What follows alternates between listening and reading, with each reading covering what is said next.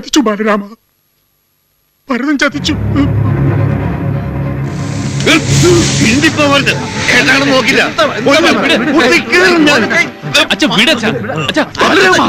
എന്താ ഇത്? ഇതിലും ഭേദം എന്റെ കുട്ടിയെ തല്ലിക്കൊന്ന് കുഴിച്ചിടുകയല്ലായിരുന്നു, അല്ലെങ്കിൽ എന്റെ കരളിലേക്ക് ഒരു കത്തി കുത്തി കയറ്റുകയല്ലായിരുന്നു. ബാലരാമ, ഗോവിന്ദേട്ടാ,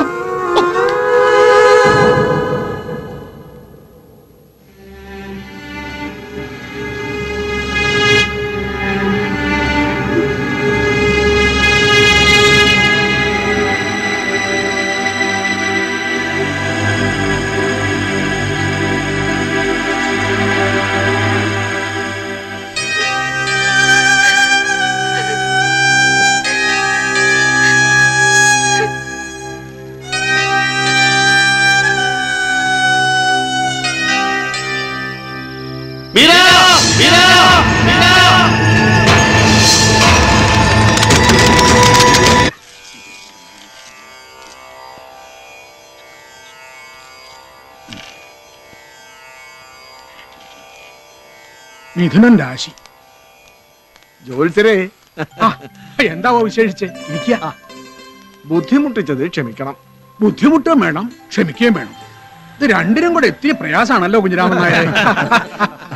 നമ്മുടെ ദേശോദ്ധാരണി വായനശാലയുടെ ഒരു മീറ്റിംഗ് വെച്ചിട്ടുണ്ട് നാളെ. ഓ, നിങ്ങളുടെ അളിയൻ തുടങ്ങി വെച്ചൊരു പ്രസ്ഥാനല്ലേ.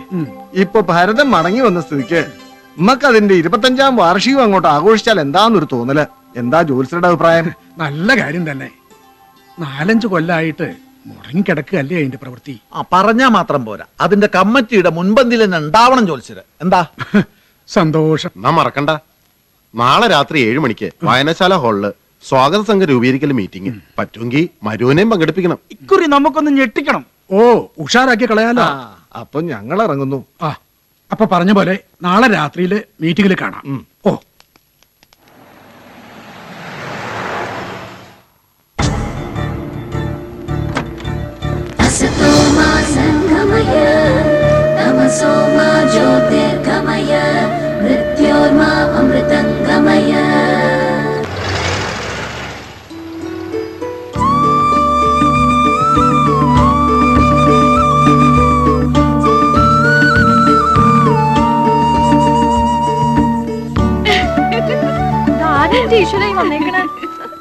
ഒന്ന് വിളിച്ചു പറയാറുന്നില്ലേ മോളെ വരുന്ന വിവരത്തിന്? ഒരു സർപ്രൈസ് ആവട്ടെ എന്ന് കരുതി. എവിടെ അച്ഛനും ഹരിയേട്ടനും? വിളിച്ചു പറഞ്ഞാ വണ്ടി അയക്കില്ലായിരുന്നോ ഞാൻ? ഒരു ജീപ്പ് ടൗണിലേക്ക് പോന്നിരുന്നു, അതിൽ ചാടി കയറി ഇങ്ങോട്ട് പോന്നു. കറുത്തു പോയല്ലോ എന്റെ കുട്ടിയെ നീ, വല്ലാണ്ട് അങ്ങോട്ട് മെലിയുകയും ചെയ്തു. എന്താ തണുപ്പ് അവിടെ ഊട്ടിയില്. 4 മണിക്ക് എഴുന്നേറ്റുള്ള കുളി, 1 മണിക്കൂർ മെഡിറ്റേഷൻ. വളരെ സ്ട്രിക്റ്റാ. 8:30 തൊട്ട് തുടങ്ങും മന്ദബുദ്ധികളായ കുട്ടികളോടുള്ള യുദ്ധം. തലയുടെ ആണിക്കല്ലിളകി പോവും മനുഷ്യന്. മാനേജ് ചെയ്യാൻ പറ്റുന്നുണ്ടോ മോളെ നിനക്ക് അവിടെ? പിന്നില്ലേ, അതെ, വേറൊരു ലോക അത്. ഒരു സ്പിരിച്വൽ മേക്കൊണ്ട. ഞാൻ ഹാപ്പിയാ, 100% ഹാപ്പി. മോള് പോയി കുളിച്ചിട്ട് വാ. നല്ല കടുമാങ്ങ കറിയും കുട്ടി ചോറ് തരണുണ്ട് അമ്മ. എന്നാ അമ്മയുടെ തറവാട്ടിലെ ഉത്സവം തുടങ്ങണത്? കൊടിയേറ്റം കഴിഞ്ഞു, മറ്റന്നാള് ആറാട്ടോടു കൂടി തുടങ്ങും. എന്തേ അന്വേഷിക്കാൻ? ഒന്നുമില്ല.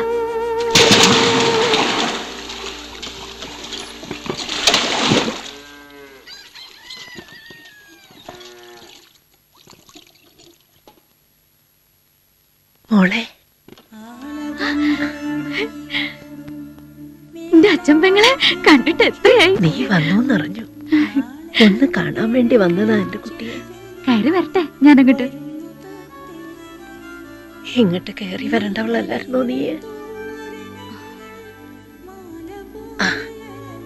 ആട്ടെ, അറിഞ്ഞോ മോൾ ഇവിടുത്തെ വിശേഷം? എന്താ? ആര് പറഞ്ഞു നിന്നോട് തെണ്ടി തിരിഞ്ഞടക്കാൻ? പോകത്ത്, അച്ഛാ, അകത്ത് കയറി പോവാൻ.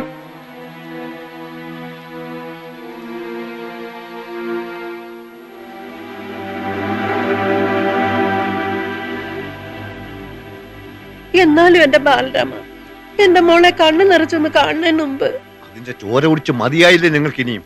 മറ്റെല്ലാ സങ്കടങ്ങളും മറന്ന് ഇത്തിരി മനസമാധാനത്തോടെ ജീവിക്കുക എന്റെ കുട്ടി.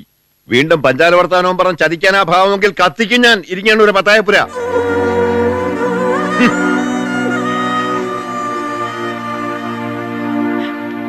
എന്റെ രുക്മാവതി ഏട്ടത്തെയും തിരഞ്ഞ് ഞാൻ തൊടി മുഴുവൻ കറങ്ങി.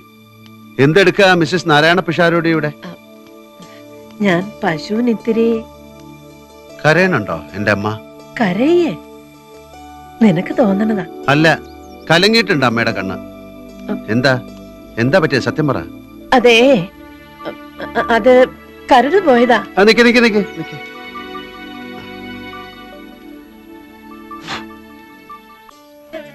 പോയില്ലേ പോയില്ലേ കരട്?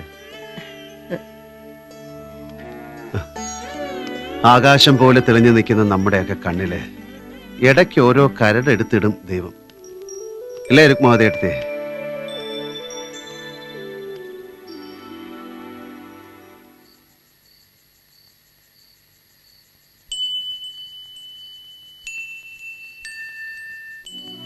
എല്ലാം അവസാനിച്ചു എന്ന് കരുതി ഇരിക്കുമ്പോഴാ കുഴിമാടത്തിന്ന് ആ കാലിന് എണീറ്റ് വന്നു. മീര അറിഞ്ഞ എന്താ സംഭവിക്കുക?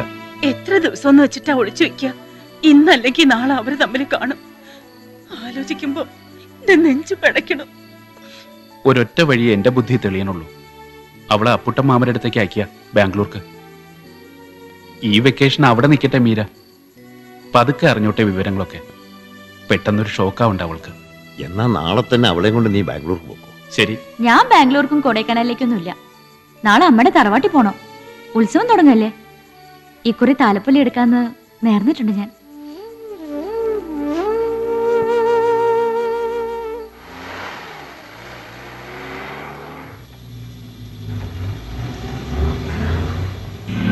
ഈ കഞ്ചാവടി ഇനിയെങ്കിലും നിർത്തിക്കൂടെ ഭരത? സുഖം ഗോവിന്ദ മാമയ്ക്ക് അറിഞ്ഞോടാഞ്ഞിട്ടാ. എന്ത് സുഖം? നമുക്കൊരു ട്രാൻസിൽ അങ്ങനെ പറക്കാം, ഒരു വിമാനം പോലെ, ഒരു തിത്തിരി പക്ഷിയെ പോലെ.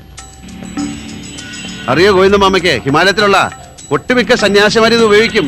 ഇത് മാത്രല്ല, ചരസ്, ഭാങ്, സോമം ഇതൊക്കെ. സന്യാസിമാരിലും കള്ളന്മാരുണ്ടെന്നർത്ഥം ഇല്ലേ?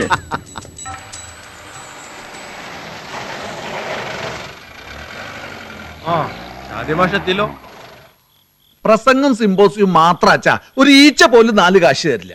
കലാപരിപാടികൾ എന്തെങ്കിലും ഉണ്ടായേ പറ്റൂ. എന്താ സംഗതി ഒന്ന് ഉഷാറായിക്കോട്ടെ. അല്ല ഉണ്ണികൃഷ്ണ, നമുക്ക് യേശുദാസിന്റെ ഗാനമേള അങ്ങോട്ട് വെച്ചാലോ? നീ അങ്ങോട്ട് ചെല്ലേണ്ട താമസമുള്ളൂ. തമ്പുരെടുത്ത് നിന്റെ പുറകെ വരും യേശു.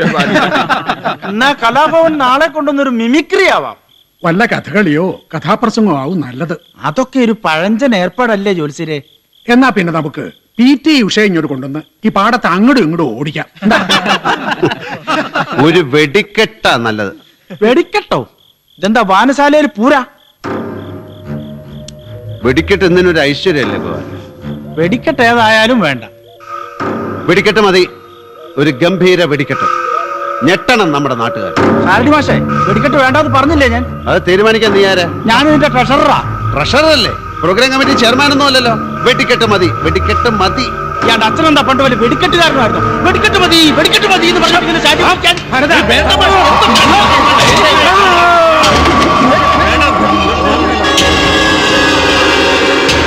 തുണി കെട്ടണം, ഡോക്ടർ അടുത്തേക്ക് എടുക്ക. കറണ്ട് പോയല്ലോ.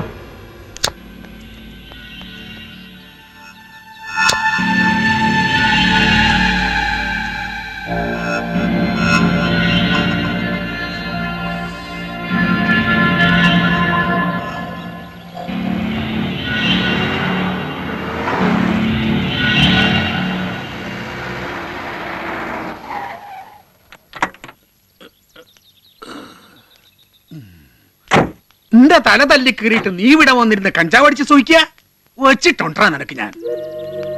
വല്ലാണ്ട് പറ്റിയിട്ടുണ്ടോ ഗോവിന്ദ? 5 കുത്തിക്കെട്ട് അത്രേ ഉള്ളൂ. ഇരുട്ടടിയായിരുന്നു ഗോവിന്ദ മാമ. എന്താ? ഇരുട്ടടിയേ, ഇരുട്ടടി. ഈ ജ്യോത്സ്യന്മാർക്കും വക്കീലന്മാർക്കും ഒക്കെ പതിവുള്ളതാണല്ലോ ഇരുട്ടടി. അറിയോ ഗോവിന്ദ മാമയ്ക്ക്, ഇപ്പൊ ബോംബെയിലും ഡൽഹിയിലും ഒക്കെ ഇരുട്ടടി ഔട്ട് ഓഫ് ഫാഷനാ. ഇരുട്ടടിക്ക് പകരം AK-47 അവര് ഉപയോഗിക്കുന്നത്. അതോടെ കാര്യം കഴിഞ്ഞു. Easy approach. വലിച്ചു കയറ്റിക്കോ കഞ്ചാവ്. വേണമെങ്കിൽ ഇത്തിരി ബ്രാൻഡിയും കൂടെ വാങ്ങിച്ചു തരാം. എടോ, കീഴ്ക്കട ഈ തറവാട്ടിലാരും കള്ളും കഞ്ചാവും ഉപയോഗിച്ചിട്ടില്ല. നീയായിട്ട് അങ്ങനെ ഒരു കീഴ്വഴക്ക് ഉണ്ടാക്കുകയും വേണ്ട. 2 പുകയെടുത്താ പിന്നെ നിനക്ക് കോഴി ഏതാ കോഴിക്കോട് ഏതാന്ന് ഒരു നിശ്ചയമില്ല. കഷ്ടം തന്നെ. വല്ലാണ്ട് ക്ഷീണം തോന്നുന്നുണ്ട് പെങ്ങളെ. ഇത്തിരി പൊടിയരിക്കഞ്ഞുണ്ടാക്കിത്താ.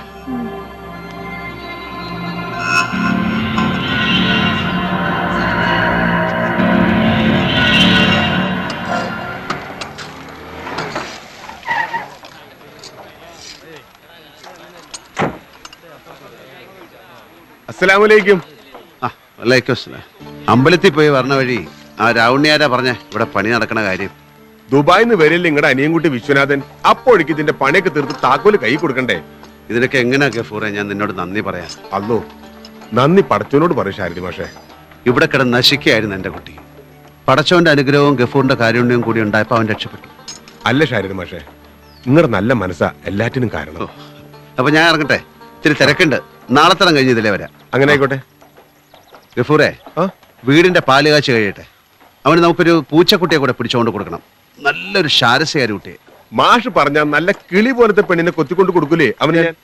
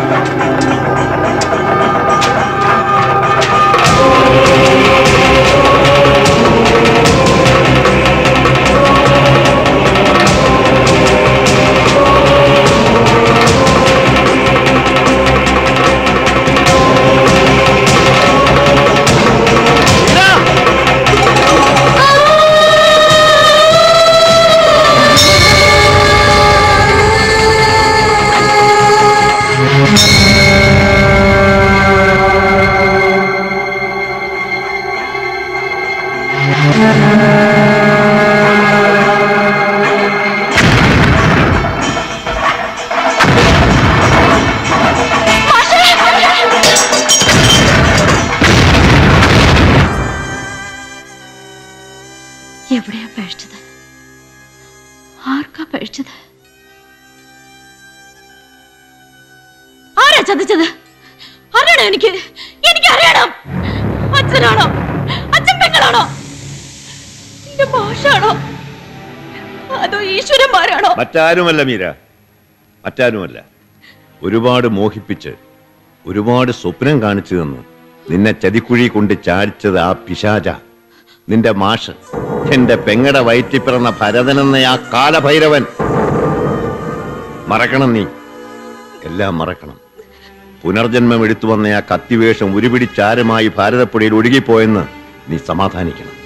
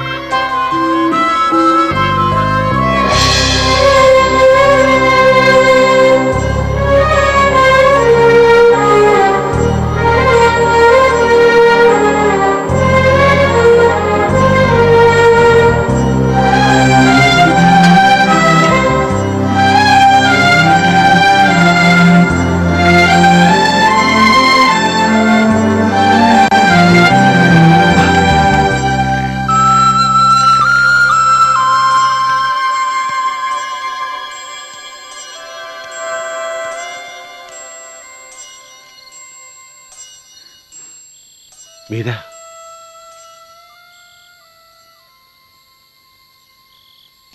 ഒന്നിറങ്ങി വാ. കാര്യമായിട്ട് ഇത്തിരി സംസാരിക്കാനുണ്ട് എനിക്ക്. നിന്റെ മാഷ വിളിക്കുന്നത്. വാ, ഒന്നിറങ്ങി വാ.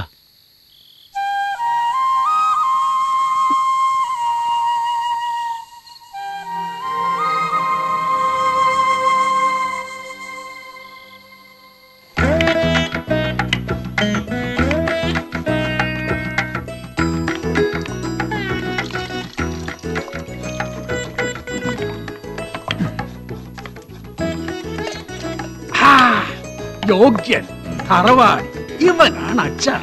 സ്വയം പുകഴ്ത്തല്ല ഗോവിന്ദാമേ, ഭരണി പൊട്ടിപ്പോവും. എടോ, ഗോവിന്ദ പിഷാരടിയുടെ അച്ചാർ എന്ന് പറഞ്ഞാ എന്താ നീ ഉദ്ദേശിക്കണത്? ഒരു കടുവാങ്ങാ മതി, ഏത് ഭീമസേന് 4 പറ അരിയുടെ ചോറുണ്ണും. നോക്കിക്കോ നീ നാളെ ആമക്കുട്ടിയെ കാണാൻ വരുന്ന ചെക്കനും അവന്റെ ബന്ധുക്കളും നാളെ ബോധം കെട്ടു വീഴും ഈ അച്ചാർ കഴിച്ചു. അപസ്മാരത്തിന്റെ നെയ്യത്തിരി കരുതേണ്ടി വരുമോ ഗോവിന്ദമാമേ? ബോധം കെട്ട് വീഴുന്നവരെ എഴുന്നേൽപ്പിക്കാൻ. എടി പരിഹസിക്കണ്ട നീയെ. നാളെ സദ്യ കഴിയുമ്പോ വിവരം മനസ്സിലാവും നിനക്ക്. ഏട്ടനെന്താ കുട്ടിയത്തെ കുറയ്ക്കണ പോലെ മിണ്ടാണ്ടിരിക്കണേ? ഒന്ന് ഉഷാറാവടോ ഭരത. നമ്മുടെ കുട്ടി നാളെത്തരം കഴിഞ്ഞാൽ ഈ പടി ഇറങ്ങി പോവാൻ പോവല്ലേ. ഒന്ന് ഇളകി മറിയടോ താൻ.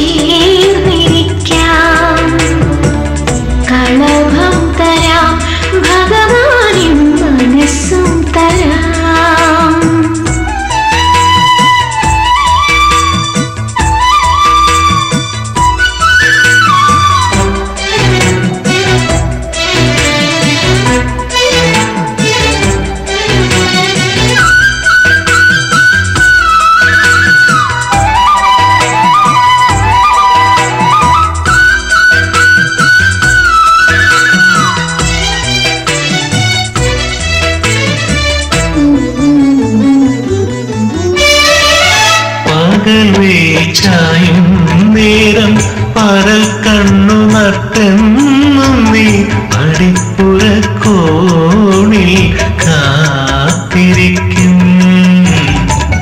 പകൽ ചായും നേരം പരൽ കണ്ണു നട്ടെന്നും